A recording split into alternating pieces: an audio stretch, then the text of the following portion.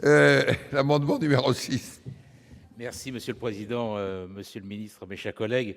Les modifications apportées par la Commission des lois de l'Assemblée nationale avec l'assentiment du président de notre Commission des lois requièrent d'abord toute notre attention, notamment quant aux mesures d'assignation à résidence.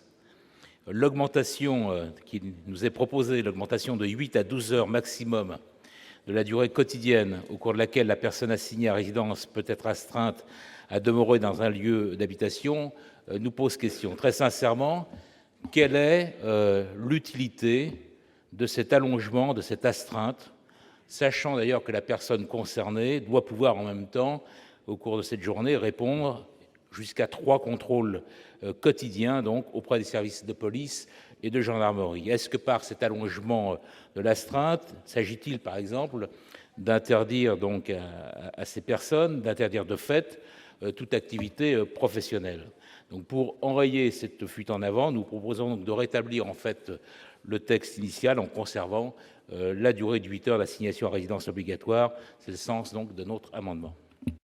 L'avis de la commission, Monsieur le Président. Je vais essayer d'être plus convaincant que pour le précédent amendement. Je m'applique, croyez-le bien. Oui, j'ai souscrit au prolongement de cette durée de maintien à domicile de la personne assignée à résidence, avec d'ailleurs l'idée que ce n'est pas parce qu'on inscrit dans la loi que ce maintien à domicile peut être porté à 12 heures qu'il sera dans tous les cas porté à cette quotité. Il peut être de 2 heures, 4 heures, 8 heures, 10 heures ou 12 heures. Alors, ça nous permet de donner un pouvoir d'appréciation plus grand à l'autorité de police qui pourra ainsi déterminer quelles sont les meilleures conditions pour assurer la surveillance de cette personne dont les comportements pourraient constituer une menace. Et c'est la raison pour laquelle, sans recommander systématiquement de porter à 12 heures le maintien au domicile, il me semble qu'il est utile de le permettre.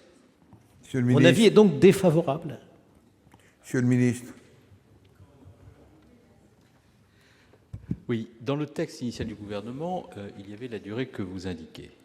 Donc, je ne peux pas être choqué par la durée que vous proposez. Mais en même temps, il y a eu un débat à l'Assemblée nationale, il y a eu un amendement qui a été présenté par un parlementaire, qui n'est pas, pour être tout à fait transparent, un parlementaire de la majorité.